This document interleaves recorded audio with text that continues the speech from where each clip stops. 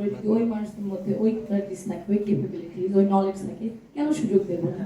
কারণ আমরা তো অন্য ধরনের একটা দেশ দেখতে চাই, তাই না? এত কষ্ট পরিশ্রম করা হয়েছে অনেকজনের এত বছর ধরে, বহু বছর ধরে, এই কারণে।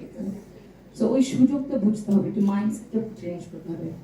But আরেকটা বড় জিনিস যেটা again I think political parties should take more responsibility নারী নিরাপত্তার দিক থেকে in terms of cyberbullying R physical also safety. The codes of conduct থাকে প্রতিটা পলিটিক্যাল পার্টি, যে আচ্ছা ঠিক আছে, যে এই মানে আমাদের আইন তো আছে, কিন্তু পলিটিক্যাল পার্টির দায়িত্ব নিতে হবে।